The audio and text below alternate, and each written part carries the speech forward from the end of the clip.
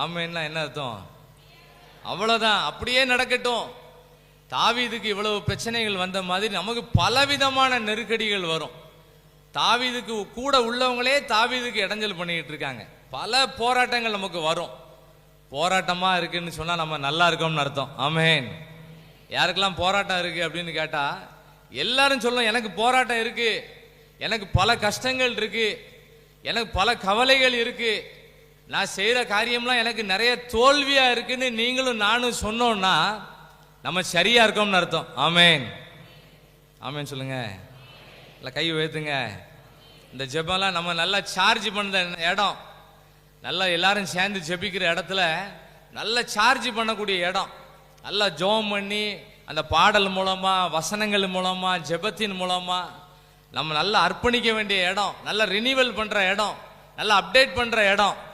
யாரும் சும்மா வந்துட்டு போயிடக்கூடாது, நல்ல ஸ்ட்ரென்த்தை வாங்கிட்டு போகணும்.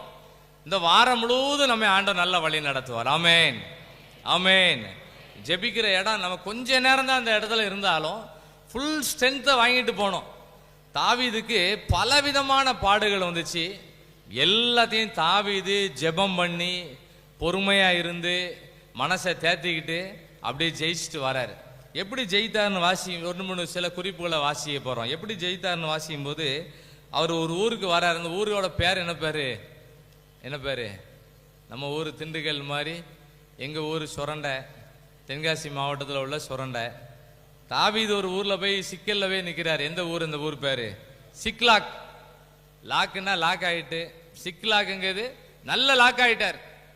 நல்ல ஒரு பிரச்சனையில வசமா மாட்டியிருக்காரு. எப்படி அதை மேற்கொள்ளணும்னு தெரியல. கூட உள்ளவங்களா எல்லாரும் சப்போர்ட் பண்ணக்கூடியவங்களா எதிராளியா மாறிட்டாங்க. தாவீது என்ன பண்ணாராம்?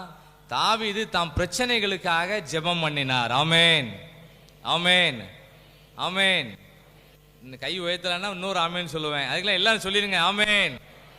நான் 4 தடவை ஆமேன்னு சொல்லுவேன்னா நிறைய பேர் கை உயர்த்தலன்னு அர்த்தம். 5ஆவது தடவை ஆமேன்னு சொல்ல முடியாது. ஒரே ரவுண்ட்ல எல்லாரும் கை உயர்த்திடணும். ஒரு ஜெபத்துல எல்லாருக்கும் ஒரு ஸ்ட்ரென்த் கிடைச்சிடணும். இன்னும் நமக்கு இன்னும் இப்படி வருஷம் வருஷம் நமக்கு ஜெபம் வரும்னு நினைச்சிட்டு இருக்க கூடாது. இதுதான் ரட்சணிய காலம், இது அணுகிற காலம், இது ரட்சணிய நாள், இது கடைசி பஸ், இது லாஸ்ட் பஸ், இதுக்கு பிற பஸ்ஸே கிடையாது. இது ஒரு கடைசி காலம். இந்த கடைசி காலத்துல எல்லாரும் ஆண்டவர்களை வந்துடணும். பரவாயில்ல. ஆமென். நான் 2ஆவதுலாம் சொல்ல மாட்டேன். மாடி சொல்லிட்டே இருந்தா மேனுவலா இருக்கும்னு அர்த்தம். நம்ம எல்லாரும் எல்லாரும் ஊழியர்கள், எல்லாரும் சபையில் இன்னைக்கு வந்திருக்க நம்ம எல்லாரும் பாவி அது இதுன்னு நினைச்சிட்டு இருக்க